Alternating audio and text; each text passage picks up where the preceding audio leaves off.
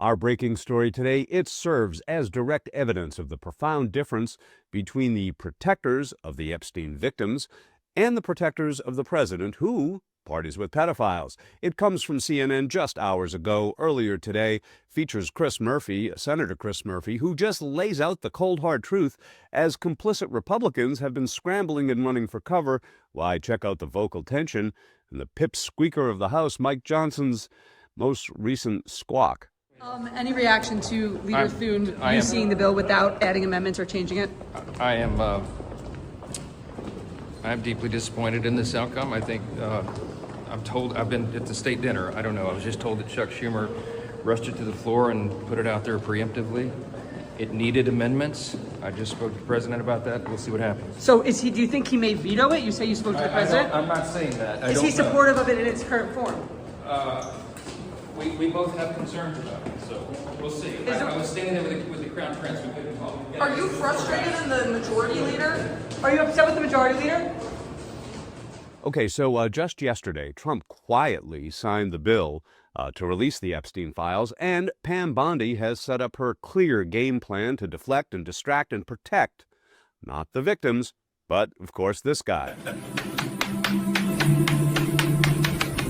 Apparently, the two parties can come together under the right circumstances. Well, leave that alone. As you'll see in our featured clip, Democratic voice of reason, Senator Chris Murphy, he was on CNN just hours ago. He's having none of this false equivalency, the finger-pointing we see from the GOP.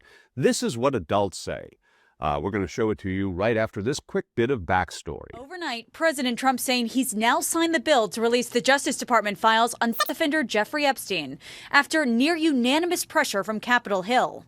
In a post last night, Trump claimed to be the driving force behind the bill's passage after his about-face last weekend when he urged Republicans to pass it. But at the same time, the president is still referring to the scandal as a hoax, trying to shift the focus to Democrats, saying, quote, perhaps the truth about these Democrats and their associations with Jeffrey Epstein will soon be revealed. This shouldn't be a new issue, so they should be ready to go. I hope they release them immediately. The Justice Department now has 30 days to release the files, but there's still no guarantee every document will be made public. The bill includes exceptions, including a provision to withhold files that would jeopardize an active federal investigation or prosecution. A notable caveat given Trump just last week called for an investigation into Epstein's relationship with prominent Democrats, including Bill Clinton. Attorney General Pam Bondi yesterday said she ordered that new investigation in response to new information, but she would not provide specifics. Information that has come for there's information new information, additional information. Now, critics worry the new investigation into Democrats could be used to keep certain files hidden. This is not an invitation for Donald Trump to pick and choose his version of the truth. She doesn't have carte blanche to withhold a whole tranche of files. Bondi refusing to say what, if anything, will be released. We will continue to follow the law, again, while protecting victims, but also providing maximum transparency. Yeah, new information about new information. Yeah, I don't think anybody's buying that. As fingers are being pointed all around Washington today regarding who is in the files, let's let Senator Chris Murphy call BS on the GOP earlier this AM on CNN. You mentioned the investigations into Democrats who had been named in the files that were released by the Epstein estate. One of the things the president did say, and again, he signed it overnight, no signing ceremony, no TV cameras, no nothing, but he did put out a Truth Social release where he noted that Democrats have been mentioned, again, in what has been released so far.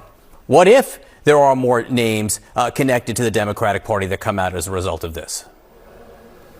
So what? I mean, yeah, I'm sure that there are Democrats in those files. There are Republicans in those files. There are, Wall Street executives who have no political affiliation. What we want is to understand who was involved in this. I don't think the president is so selfless that he was, stopping the release of these files for so long because he was protecting his friends. I just think it stands to reason that he's very much connected to this scandal. And we may or may not know the extent of that, because it could be that the president is going to try to find a way to redact any information connected to him from those files. But to me, it just doesn't matter the political affiliation. The law is the law. They need to release the files. All right, you know, Senator Chris Murphy, boy, he has really become a major voice in the emerging wave of great Democratic leaders. And he's absolutely right. Let's let the guilty be charged no matter their political allegiance. And if Trump would need any spiritual guidance in this matter, well, he knows exactly where he can turn to his former evangelical advisory board member, who can be found behind bars as of last month. Yeah, I mean, absolutely. This is stunning.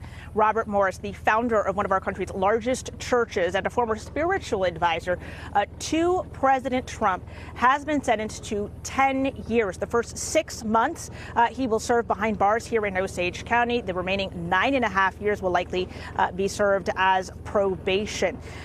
He will have to register as a as part of this.